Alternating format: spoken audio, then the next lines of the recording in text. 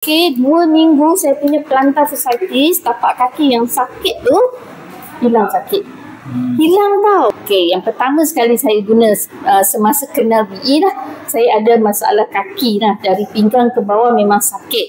Dah cuba macam-macam. Saya dah pergi laser, dah pergi fisio, dah buat treatment baring atas katil, semua dah buat. Tapi baik sekejap saja, kemudian sakit datang balik. So, saya browse, saya jumpa dekat Facebook tentang Alora Socks. Then saya buat research sikit, saya tengok TikTok banyak testimoni doktor-doktor yang pakai Alora Socks. So saya pun cuba. Saya pakai socks ikut 24 hours lah, kecuali mandi saya buka lah kan. Di rumah pakai, di luar pakai. Okey, 2 minggu saya punya plantar fasciitis, tapak kaki yang sakit tu hilang sakit. Hilang tau, bukan kurang, hilang. Sampai sekarang thank God lah, memang dah tak sakit dah. Sampai sekarang dah almost 2 years saya pakai, tapak kaki saya tak sakit.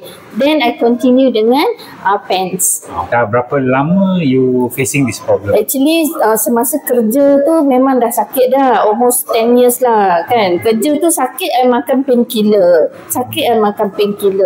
Balik rumah kalau jalan, balik rumah mesti urut, sapu minyak, itu sajalah. After I jumpa ni, okay, syukur, alhamdulillah lah. Memang dah baik dah.